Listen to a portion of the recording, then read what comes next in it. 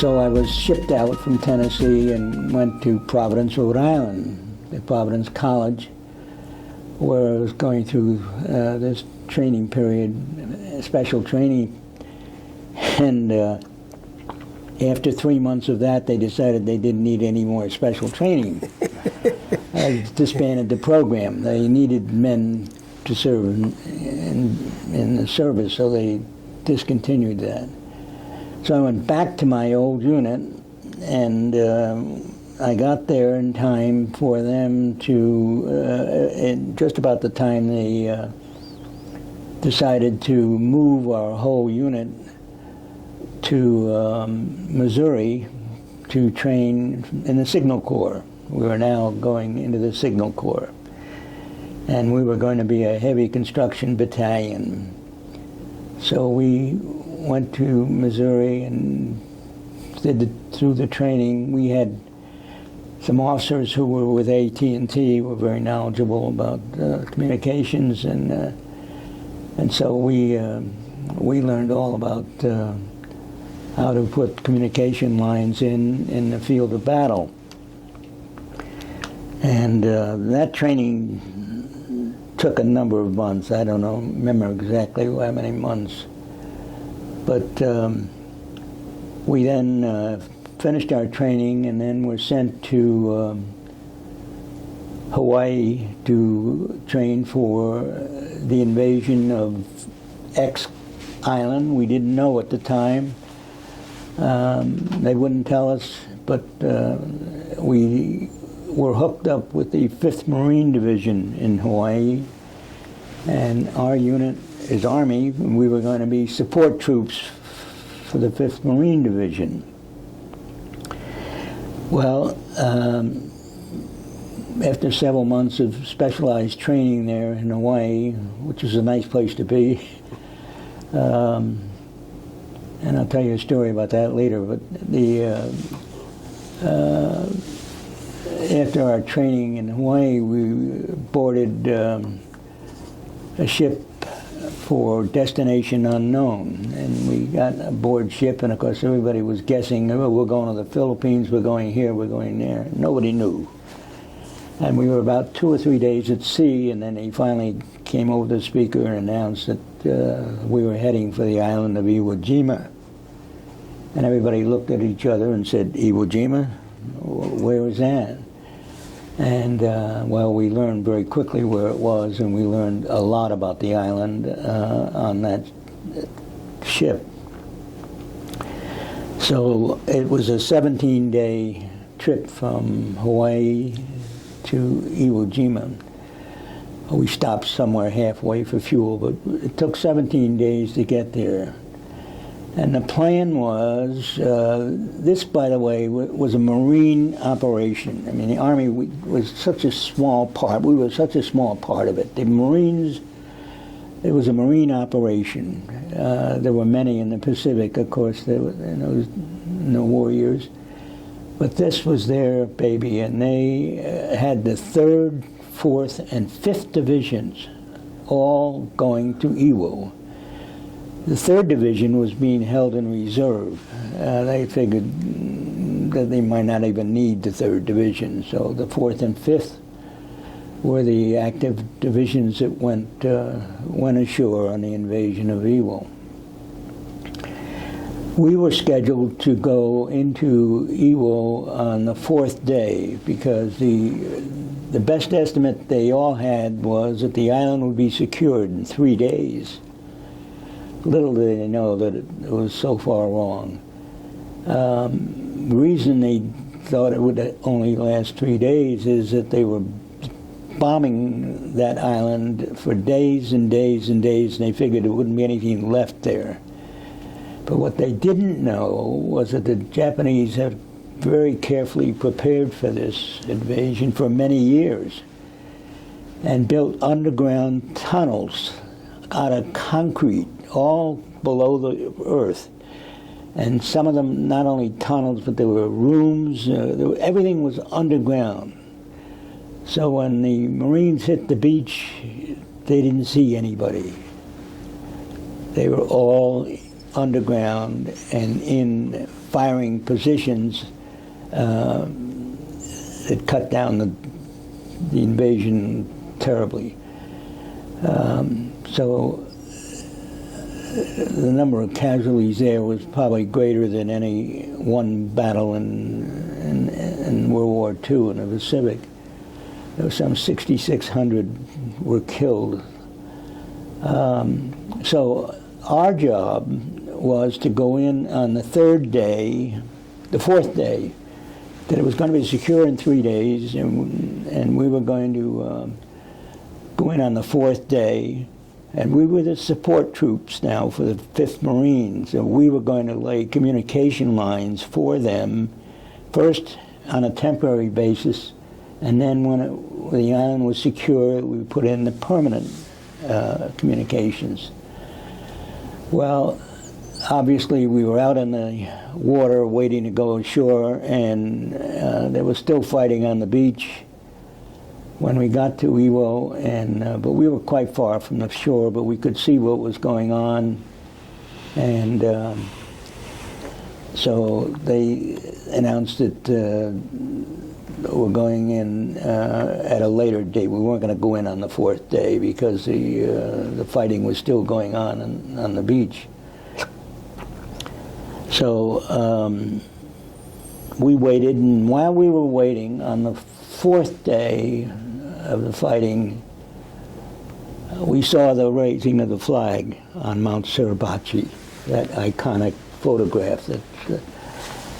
So we could see it from where we were in the water, and we thought, oh, the war's over. They put the flag up, the war is over, we won't have to do anything.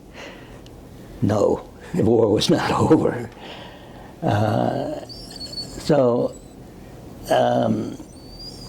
We finally, by the way, there's 3 days that they thought would take to secure the island. It actually took 31 days.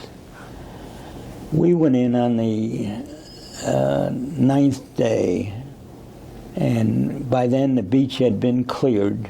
The Marines had advanced toward the airfield, because that was the objective, was to take the airfield. There were 2 airfields on Iwo. One was incomplete, and one was finished, and it was desperately needed, this airfield. I mean, I should tell you that story because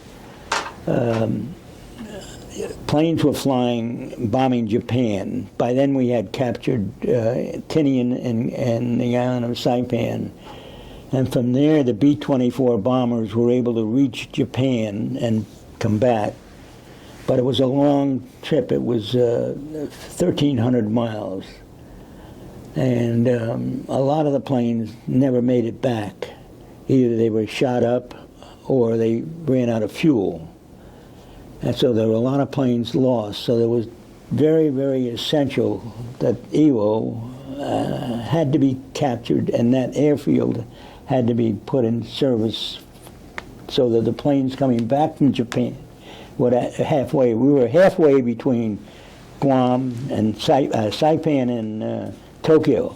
So we were halfway. So this way, clearing an airfield on Iwo enabled the planes, disabled planes, to land there, and many, many did. So anyway, that's the story about that. And as a side story, it was a good friend of mine who was much older than me, but he was everybody's friend in Glenbrook. His name was Doug Northrop, and he was a graduate of Yale, and he went into service, and he was a bomber pilot. And he was on these runs up to Tokyo and back. I met him just briefly while he was in service. I was not in service. He was in service, but I had met him one day and had a nice chat with him. But anyway, his plane never made it back. The crew, the entire plane was lost, never found. So that was an example of something that why really we needed the airfield on Iwo. So we went in on the 9th day, and by then the Marines had pretty much almost up to the airfield. Everything was clear between the beaches and the airfield. It had been cleared out. And so our job, when we got ashore, the Mount Suribachi, where the flag was raised, that was the area that our group, our unit went in, and we had, the reason they wanted us stationed there at the base of the mount because there were still Japs inside the mountain. They had apparently dug a big cave and tunnel, and they were living in this Mount Suribachi. So we set up a perimeter around the mount. We dug foxholes, and we lived in the foxholes for about 2 weeks with our rifles. And because the Japs were trying to escape from the mountain to join their troops, and so they were trying to sneak out at night. And of course, Iwo was a very black island. There was volcanic ash. There was no vegetation. This is why so many casualties. There was no place to hide. And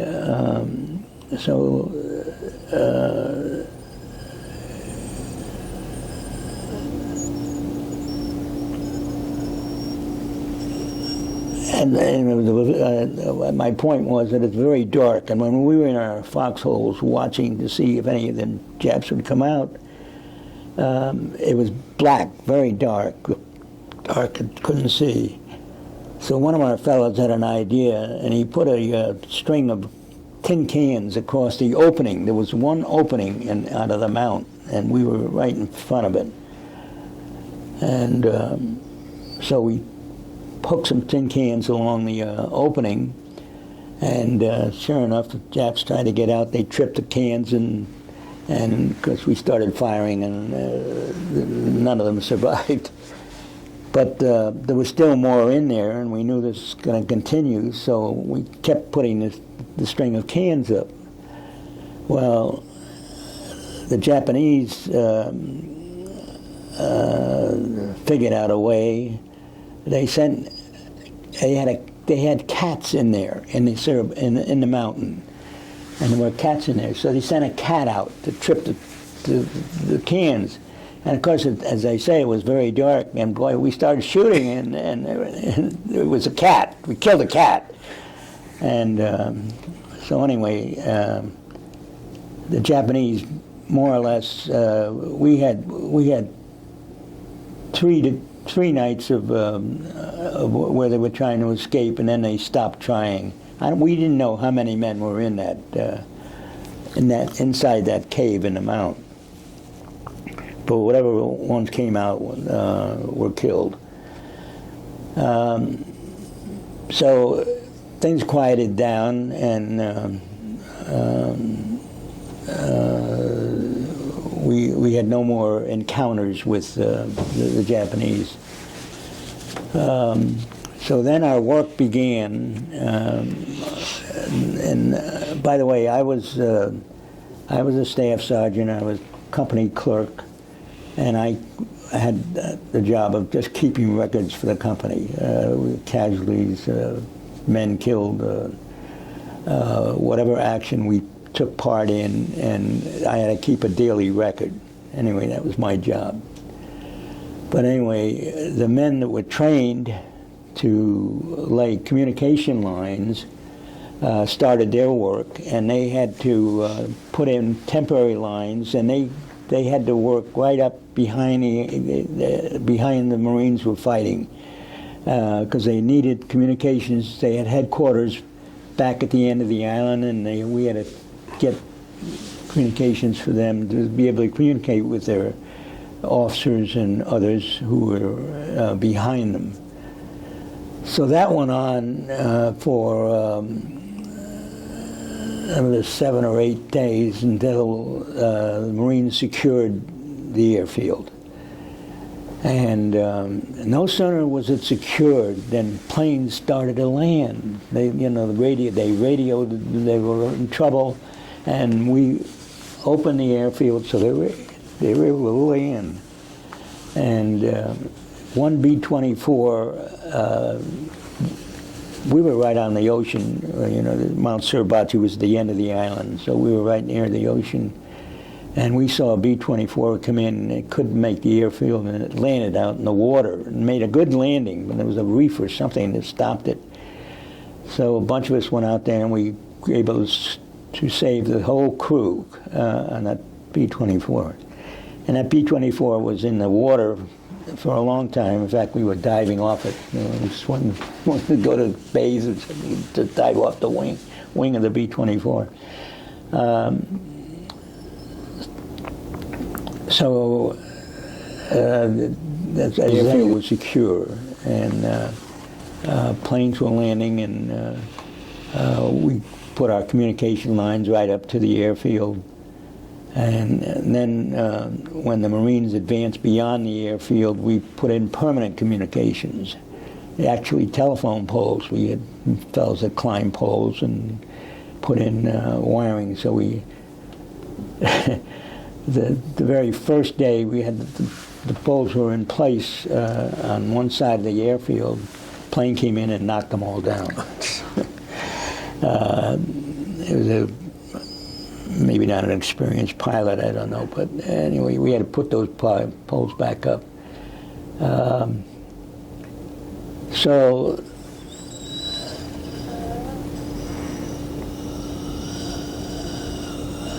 we were in where we were situated. We never moved from where we were. We first dug holes, and 2 weeks after we were able to put tents up.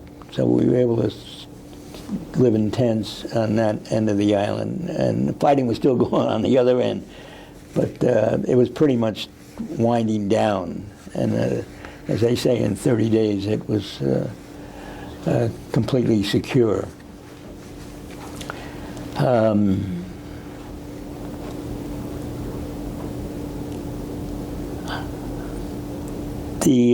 I should mention at this point that our unit, the 49th Signal Battalion, was made up of 240 men. And we had in our unit 15 men from Stamford. And I have a picture of them I brought. So one of them, of course, was my good friend who I volunteered to go with, who stayed with me all 3 years. And then others, I knew one or two of them, but I didn't know all of them, but of course I got to know all of them. So there was a group of 15. We all survived.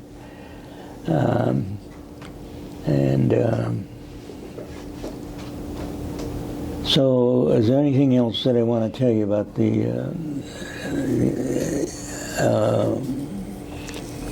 when the island was secure? I say we were living in tents, and we didn't know where we were going from there. But we had to wait for orders, and so we did some mopping up. There was every once in a while, Jap would come out from a hole somewhere and raise his hands and want to be captured. And so there was not a lot, but some of that going on. We had, the Marines had just picked our area to put up an enclosure, a fence enclosure, where they expected prisoners to be stored, and never captured a prisoner. And we never saw any prisoners. We saw, we had Japanese that came in our area. Some of them were badly wounded, and of course our doctors fixed them up. But they had another, we were told that any prisoners that we caught, where to move them, so we got them out of our area. They didn't stay in our area.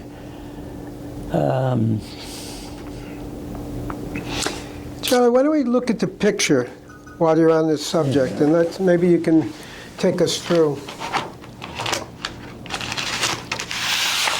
who some of these guys were. This, I don't know whether you want to see the picture, but Want to get this later, Dave? Yeah. Yeah. Okay. So why don't you just You guys talk. so that's- yeah, just talk to this who is do you got These are there? good pictures of the 15 and then less here, but there's a captured flag we had, and I almost can remember the names, but Who do you remember? Johnny Bova, Fred Santagato, Okay. Carmine Chicotel, me. This fellow's name was, I can't remember, Al Kelly. This is Carmine Chicotel. This is Danny Remling. This is Jerry Solito. And Eddie Burke. And a fellow named Gil Veer. So I got most of them, but we stayed together the whole time we were in Iwo. And then there's an interesting story about this. Al Salato, Bucky Salato, was in our outfit, and that's here. And he took this picture of when the island was secure. We went around and there was a tank, and there's him, and we took this picture of him with his tank. 30 years later, his son was a colonel in the Marine Corps. Went to Iwo, took a picture of the same tank. And there he is. There it is.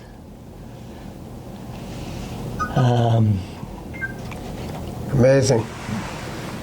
This was 1990s. Wow. Yeah. Yeah. It's like, So we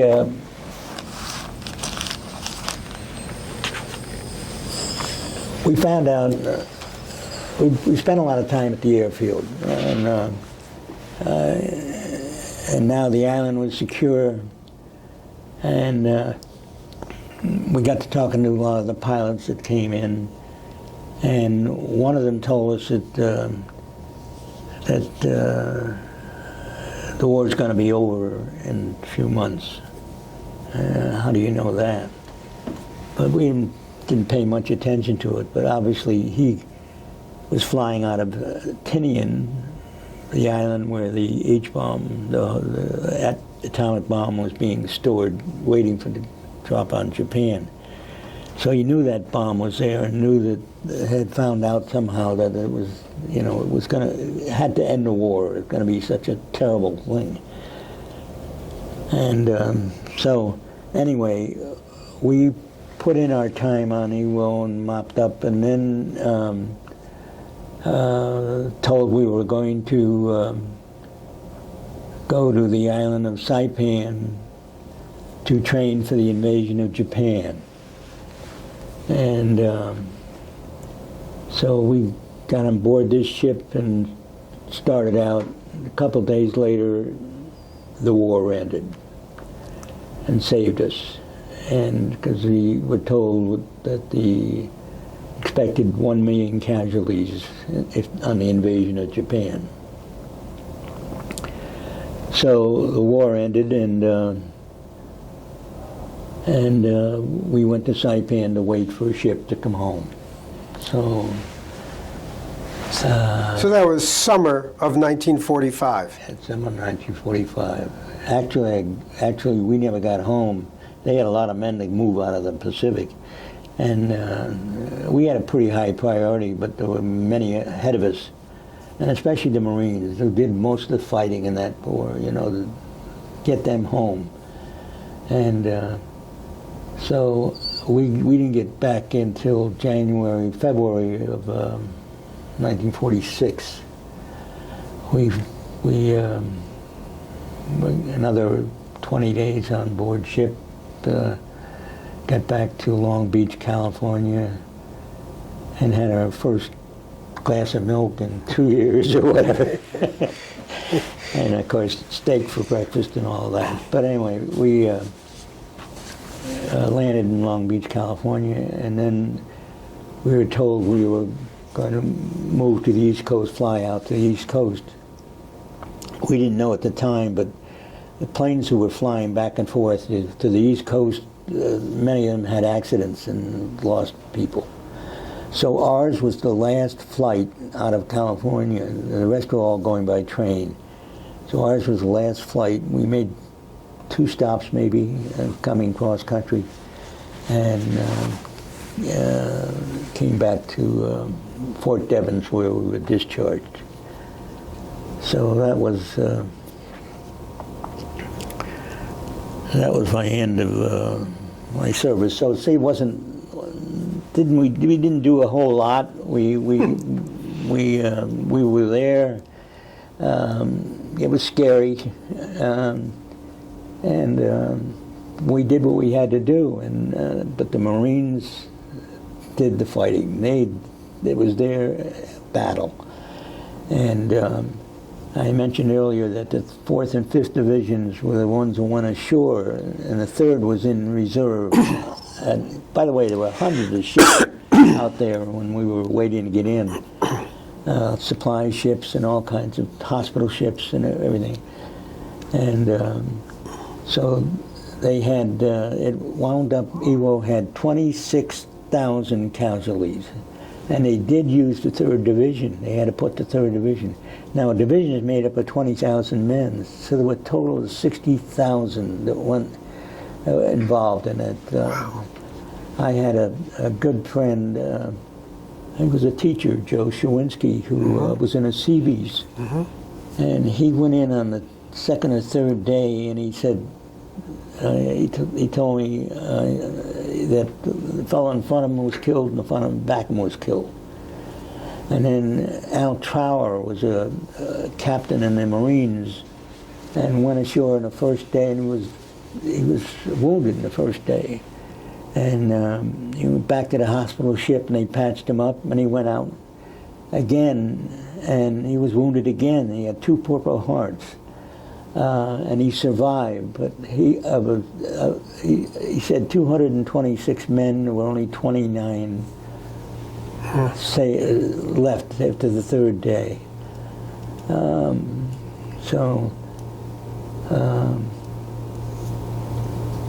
I don't know how I got off on that, but Okay. so now I'm back home. You had mentioned Hawaii. You said you wanted to say something about Hawaii. We trained in Hawaii in a town called Aiea, which is near Honolulu, and it was overlooking Pearl Harbor. And it was on a hillside, and we pitched tents, and we trained there for about 2 months. And we had afternoons off, and I had my own Jeep. So I'll tell you a story about the Jeep. But Yeah, I was going to anyway, ask about that one. No matter what you said, you got your own Jeep. I had my own Jeep, and so we used to get down to Waikiki Beach. Everybody goes there. Well, we were in service, of course, and they wouldn't let us into the hotel. We had to go into the basement and out onto the beach, down through the basement. They wouldn't let servicemen into the lobby. So, story is, 25 years later, my wife and I go to Hawaii for our 25th anniversary. And I said, come on, let's go. I want to see where we were stationed. So we drove out to Aiea, and there was a shopping mall with a Walden bookstore in it. I was with Walden Books. So the other story about the Jeep that I had on Iwo, I told you I was the company clerk and kept all the records. I also had to take care of getting the mail down at the dock every week or so when mail came in. And I'm driving down, and pop, a bullet goes into the driver's side. A sniper came out of a tunnel somewhere and fired at me and hit the window, the windshield on the on the passenger side, not on my side. So anyway, that bullet was a reminder. That hole was a reminder every day how close I came.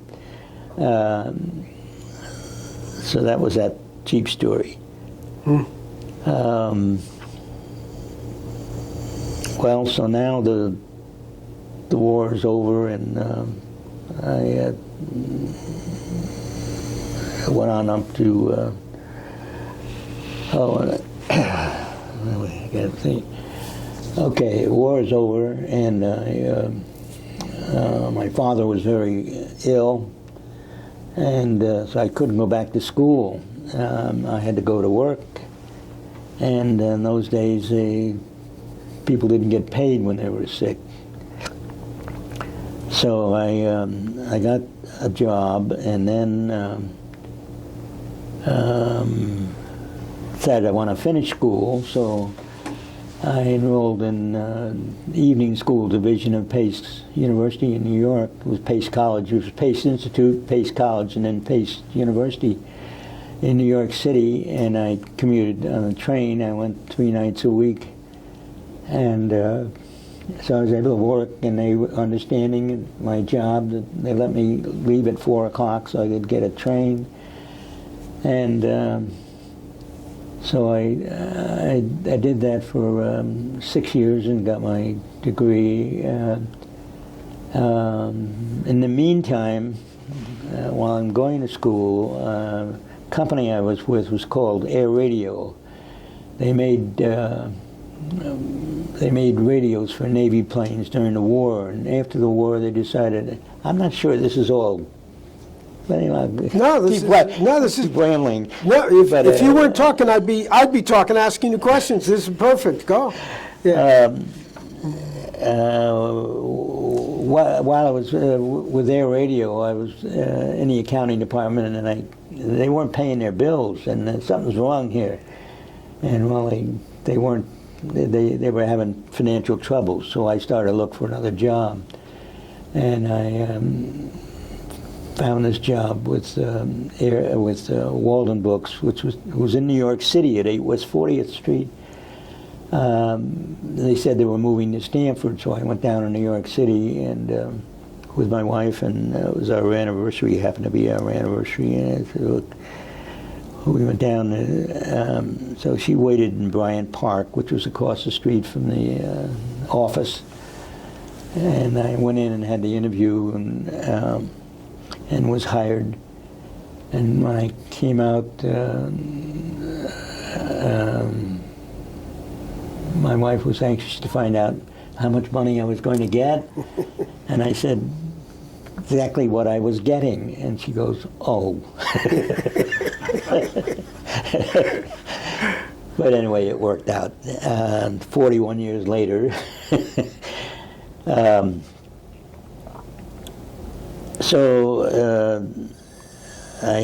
they did move to Stamford. I worked in New York City for a few weeks, and then they moved to Stamford into a building in the south end of Stamford, Ludlow Street. It was a new building, and so we were housed there for 30 years. So I found time while I was working to do a lot of volunteer work. My favorites were the library and junior achievement. So a number of companies that I volunteered for or with, and that kept me busy. So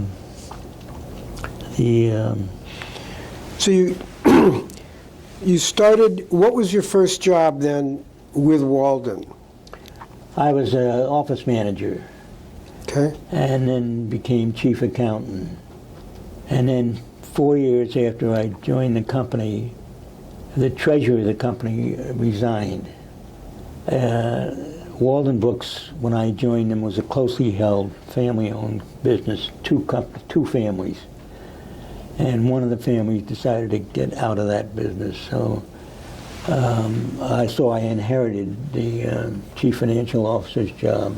It was a small company. We were doing, when I joined them, we were doing about a little less than $1 million a year. This was 1948. And and we were a chain of rental libraries in department stores. And then 6 or 7 years later, the son of the other partner that was in the business came into the business, and he said, "Dad, we got to go into the malls. That's where the business is going to be, the retail business is going to be." So we opened our first store in a mall in Pittsburgh, and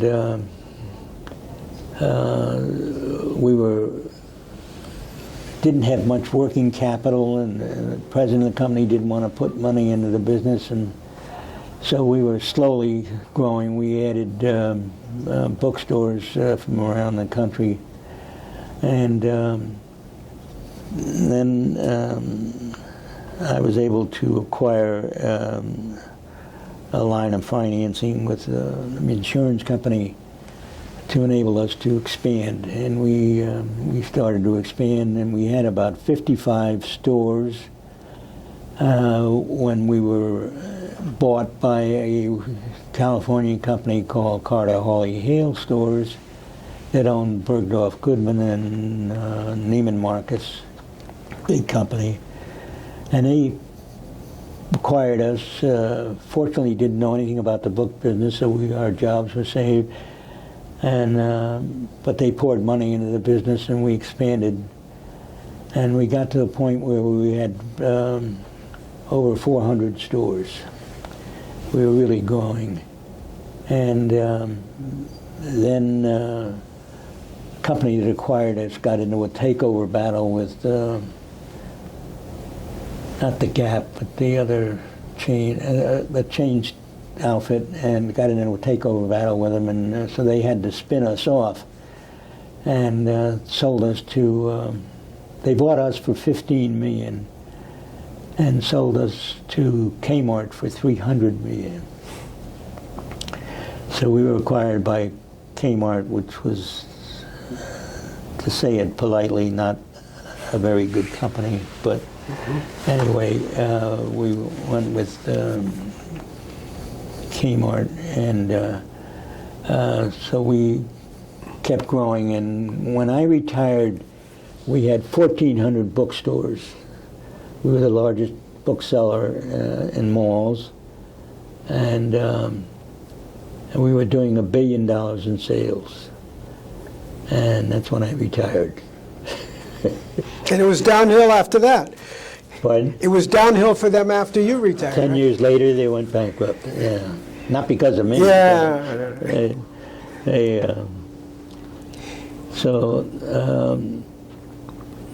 So did you have any of your service buddies in the company? Did you have any of your friends that you served with and worked with? No.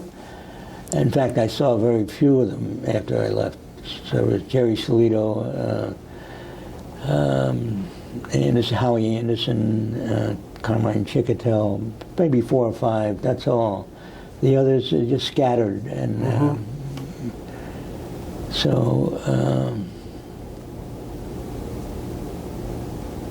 golly, you've got my life story, I guess. Well, that's when I retired, several years before we retired, we found a home in Florida that we'd like to retire to, so we bought it and vacationed there while I was working, and then when I stopped, we spent winters in Florida, and this will be my 31st winter in Florida.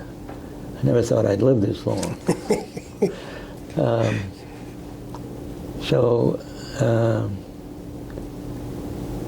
So I have a question for you. Yeah. Back when you saw the flag going up, Yeah. and you all thought, "This is it. We're Yeah, done. The yeah. war is over." Yeah. So, how did you first find out that the war wasn't over at that point? When we got ashore.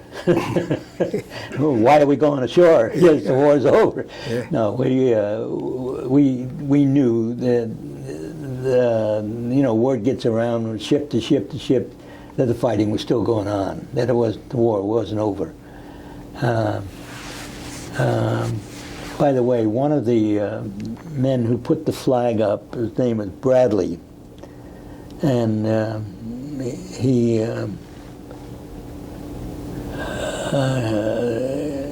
his son wrote a book about the flag raising and about Iwo.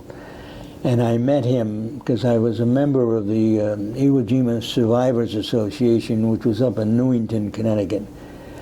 And it was a very active organization for a while. Now it isn't. But we invited him to come and speak at one affair we had up there in Newington. And he came with his book. I got a copy of his book. He signed it. I spoke to him, and he told me that he didn't know what his father was up, what happened to his father in the war, till he died. And he went into a closet and found all this memorabilia stuff, and then learned that was his father that raised the flag. Was part of the one that raised the flag. So. Yeah, it was exciting when we saw it. Say, the war's over, but it wasn't. And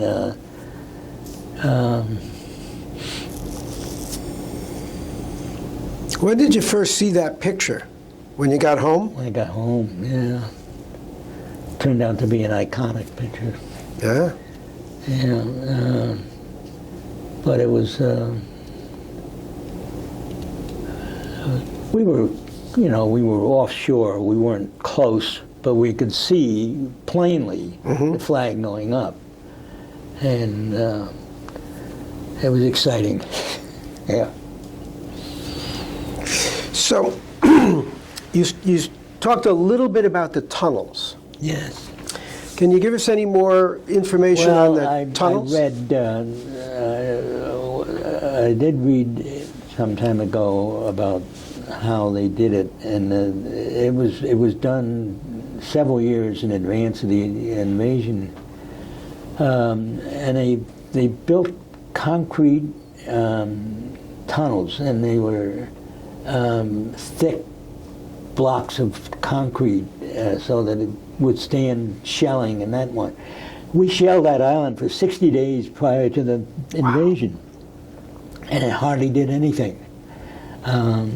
It gave the Marines a lot of holes to hide in when they were going ashore. That was the good thing, but it didn't do anything about their installations or their firepower or anything. It didn't diminish anything, and the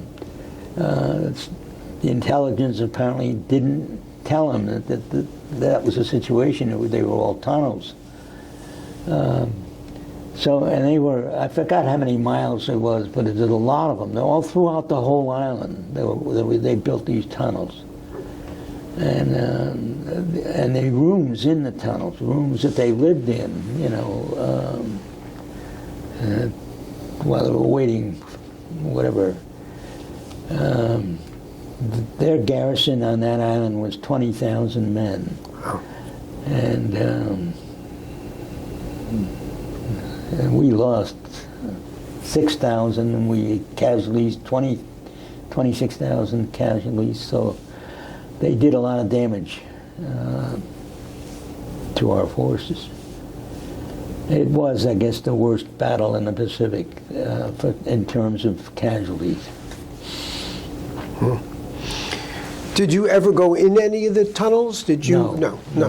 Okay. I saw openings. Yeah. Where the openings were.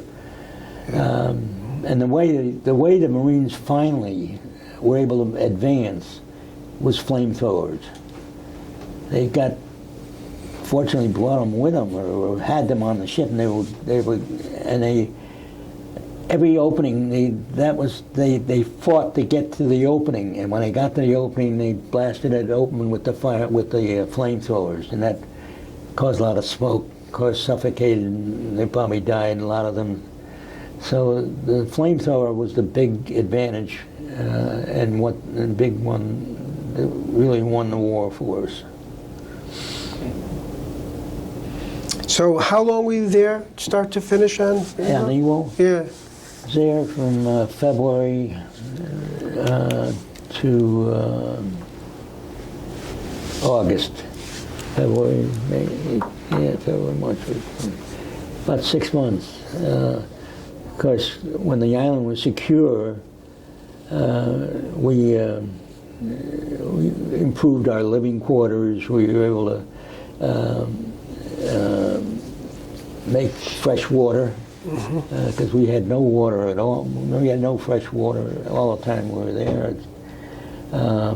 So it was a ship right offshore that had the equipment to convert ocean water to fresh water, and we would be able to get it every day, a sample, a supply of water. How'd they do that? Was that distilling it? How'd they do? Steam it? Yeah, they had to distill it. There's some kind of a process, but they were able to still. Apparently, it's very expensive to do today. If we wanted to say, hey, you got a water shortage, it's probably very expensive. But fortunately, they were able to do it, and fortunately, they thought of that. And what the Japanese used or did, we don't know. But the island actually produced sulfur, and in peacetime, and then shipped it back to the island. When 2 years ago, I was invited to a reunion of Iwo Jima survivors in Washington, D.C., and it was the same organization that I belonged to in Connecticut. It was an Iwo Jima Survivors Association, and they invited me, and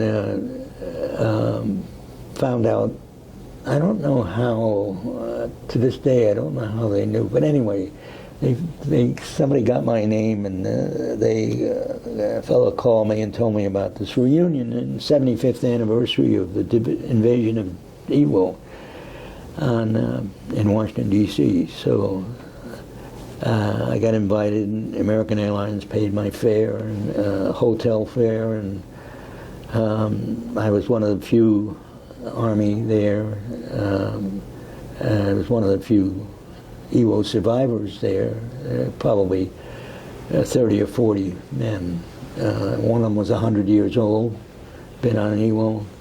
Nobody that I knew, and nobody that was in my unit. I did not know anyone. But I made friends, and of course had a good time. What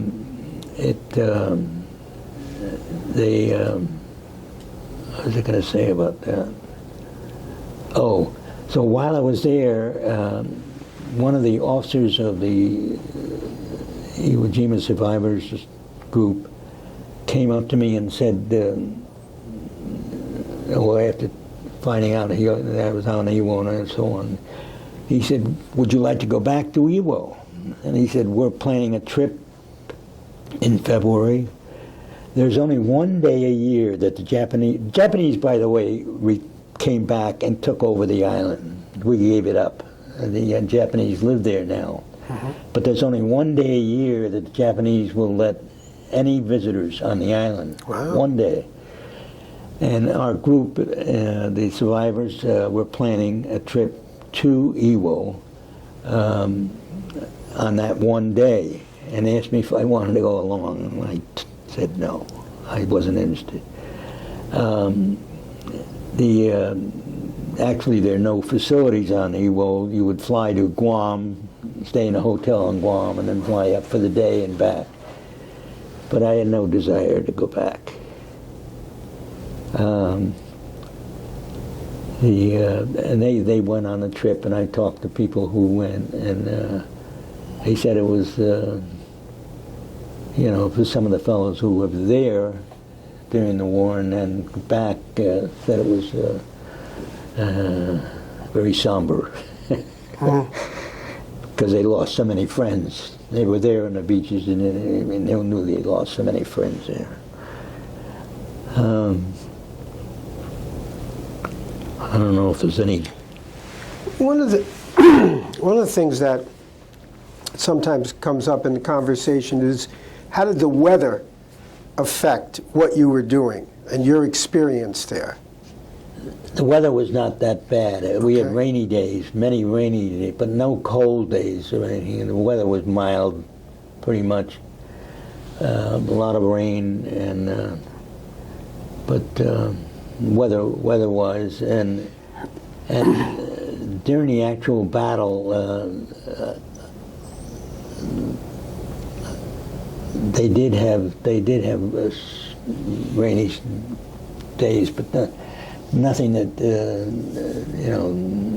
affected what they were doing. Mm-hmm.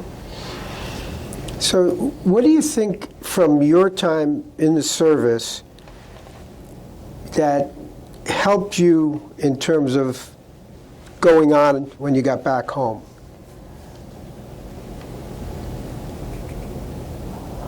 Well, I guess bonding is part of it. And you make friends, and I lost a friend that was killed on Iwo, and he used to cut my hair. He was the company barber. Mm-hmm. He was from Maine, and he was killed.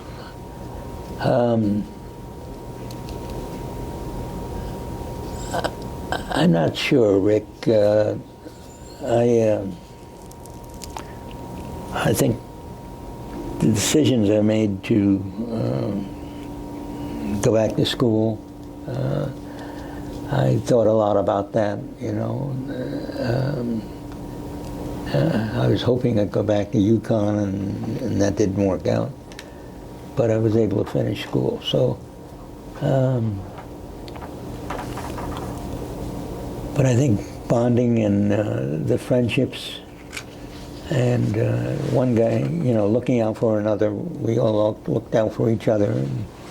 And whenever somebody got hurt, we took care of them right away. And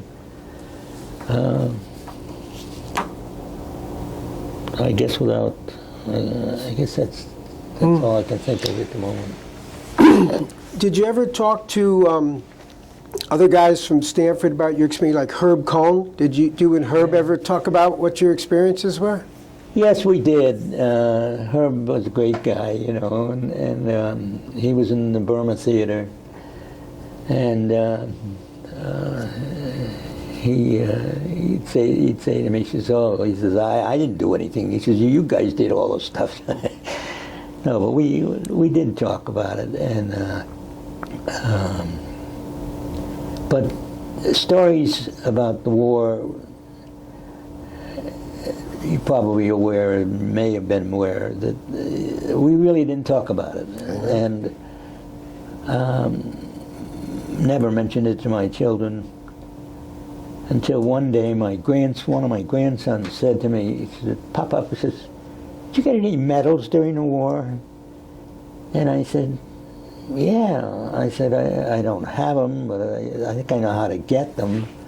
So somebody told me about how to get the medals, so I wrote away for the medals. And 6 months later, no medals.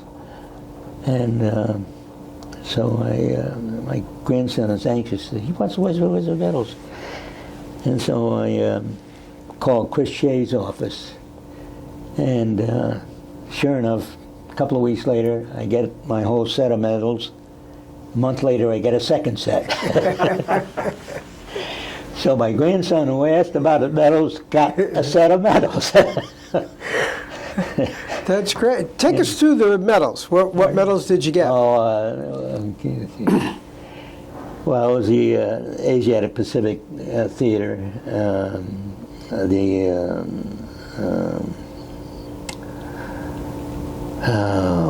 I can't even remember them now. They're only 5 of them. I was a marksman. I did like good conduct. Everybody got that.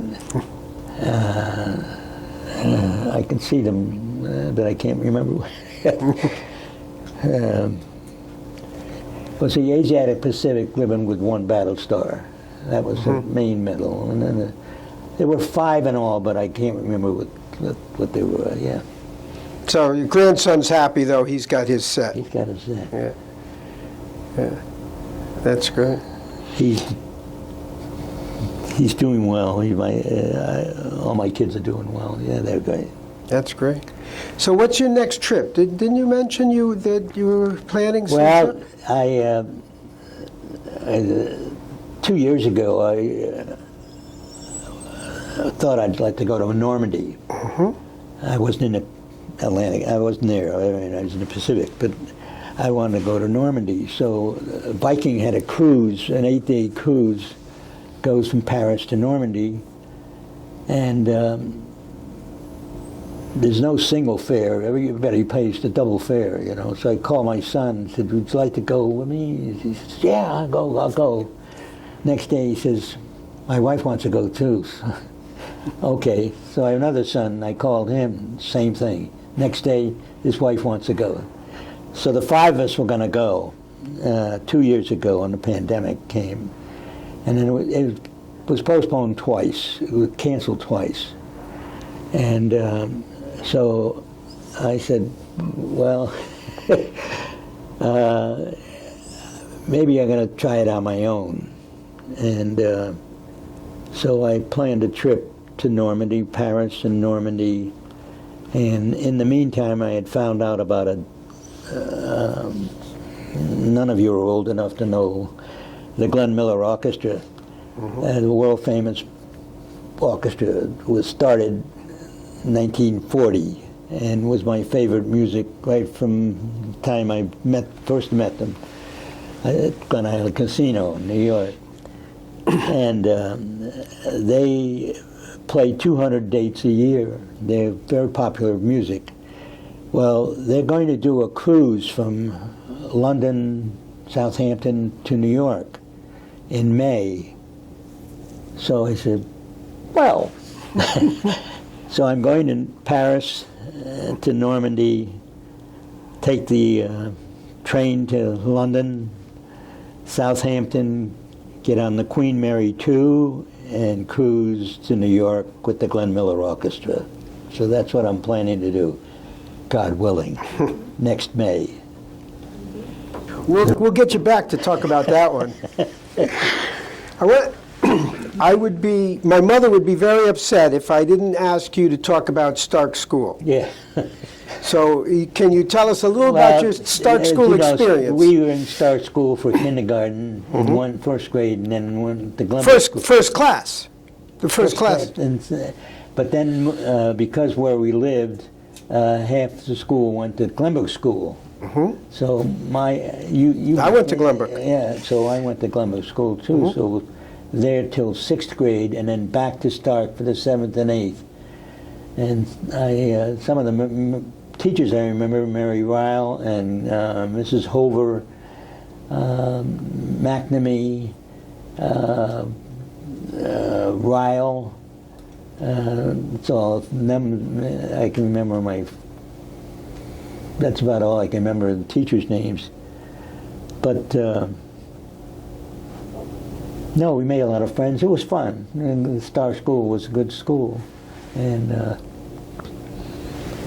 of course your mother and I both worked on reunion committees year after year after year, every 5 years. So she was a lovely gal. We were good friends. Good friends. And you had Chick Rich, Frank, F.D. Rich. Yeah. Who else? School, class. Yeah. Who else was in your class that we would remember as well? Anybody else? I'm trying to remember. George was the Beatles. Was George Beatle? In my class. Yeah, and Alice Hagman. Hagman. Um, Anita, Anita Walter. Anita Walters. Yeah. Yeah. Glenbrook, Yeah. Glenbrook people. Yeah. That's great. So let's think, are there other chapters, aspects, questions that we'd like to, please? I was curious, Charlie, you said that at one point in time on Iwo, things were winding down and you were preparing for the big invasion, and that got called off because of the atomic bomb. When did you find out about the big bomb dropping? How did you guys feel about that? We were on board ship when the announcement came that the war was over. Yeah. We didn't know about the bomb until word got to us that the reason the war ended was 2 bombs were dropped in Japan. So obviously we were very excited about that, and we weren't, anxious to go through training again and go through the invasion of Japan.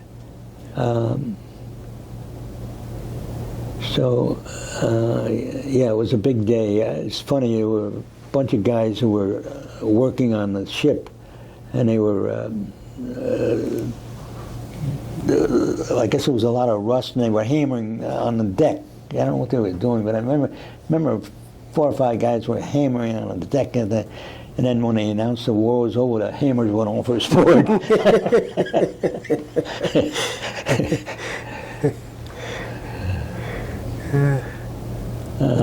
That's something. Any other Did question? you realize the impact of what you did? Sorry? Did you realize the impact of your service and the changing of the World War II when you came back? What was your reception like? Was the community expressed their gratitude? Oh yes, there was a lot of that. It was, everybody was happy to see us, and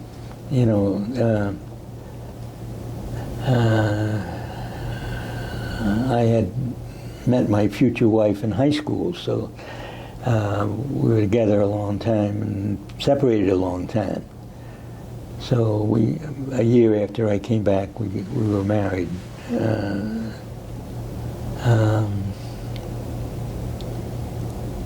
But talking about the war, no, that didn't happen.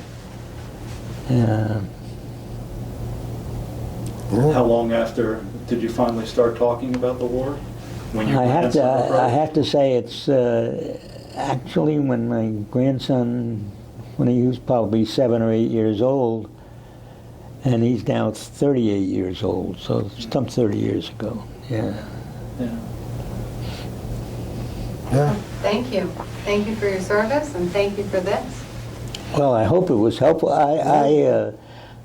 When you asked me about it, coming here, and I thought, well, really, I don't have a lot to talk about because we were very fortunate, as I say, in service. We only went through 1 battle, and I had friends who went through 3 and 4 and 5 battles. I mean, that went through a lot. And other fellow friends that, if I had gone to Europe, I might have been in a lot more battles. Friends of mine went to the Battle of Bulge and Sicily and, all through Italy and France. I mean, I was lucky. I say I'm lucky. You had the one experience. Many of my friends went through a lot more. Yeah. Charlie, you're the 5th gentleman that we've interviewed, and you're the 5th gentleman who has graciously diminished the impact of your service. When I'm listening to you here today, what you did to be able to allow others to do what they did, everyone had a role, and that achieved the success. So you're not alone. You and the other gentlemen had roles to play that all added into the success of our freedom. Yeah. So, thank you. One of the things I did, the Tony Pavia, schools started asking if we'd come and talk, and I had two friends that I had seen a lot of action, so I wanted them with me, and we did for probably 3 or 4 years. We went to different schools, and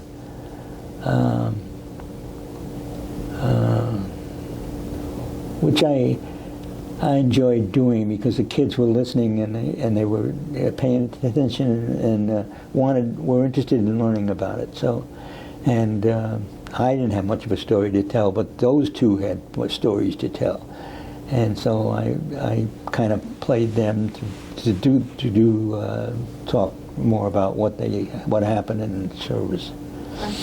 But you know, when you hear about what you're saying and your line, you were in charge of communications, that's a very big role today. Yeah. And a young person listening to your story about the impact that the necessity for communications and lines Yeah. so that the troops could understand where they are, Yeah. that's very critical. Yeah. And so I can imagine that was very encouraging to the students who heard Yeah. it, who were interested in that, right? Yeah. You know, so that was great. I'm sure they appreciated it, so thank you.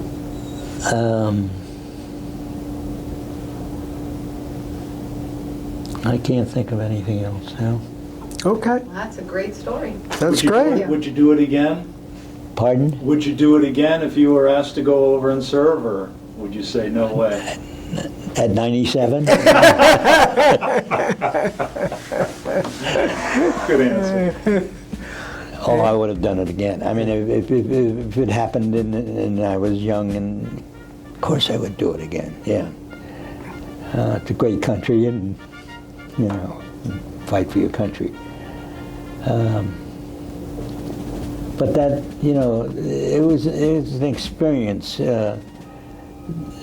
Serving in the Army was an experience, because when I heard so many stories in recent years about the fellows that served in Korea or in Vietnam, and it was a whole different thing, a whole different picture.